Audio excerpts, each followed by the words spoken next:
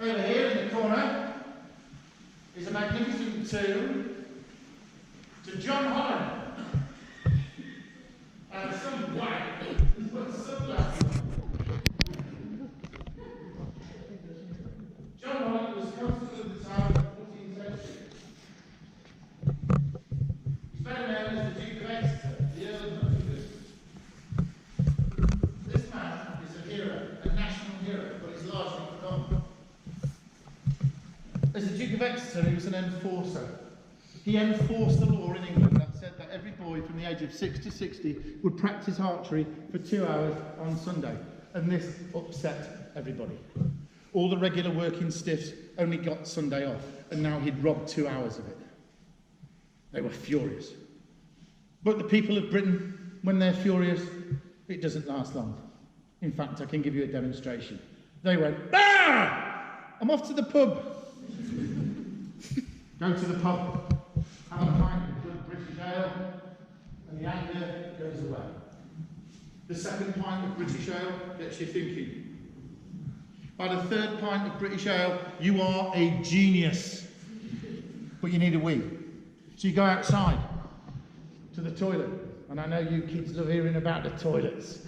In medieval times, basically, it was just a bit of turned over earth. The landlord might put a few stones in it for the men to aim at, because that's what we do. And while they were doing that, one of them might have said, "I'm a better shot than you." And they'd have had a competition. And then, ding! We're not going to practice archery on Sunday. We're going to compete. This is genius.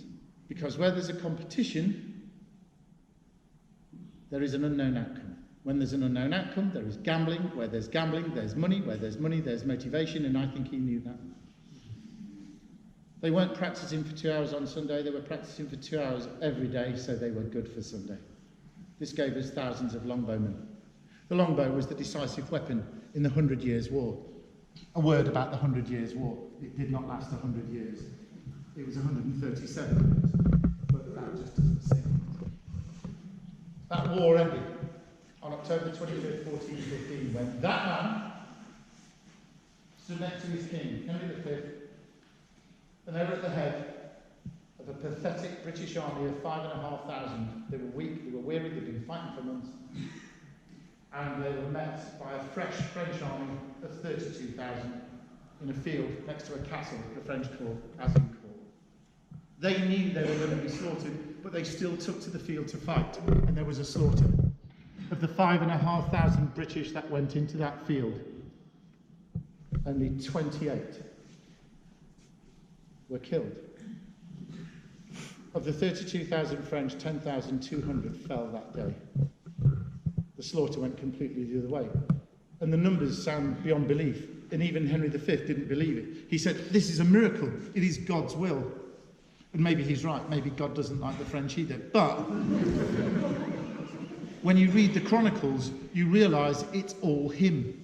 The French Chronicles tell us that the flower of their nobility disappeared in a blizzard of arrows that turned the sun black. Poetic license, it was raining on the day, but you get the idea. That man ended 100 Years' War, and he's forgotten. In the middle, the tomb of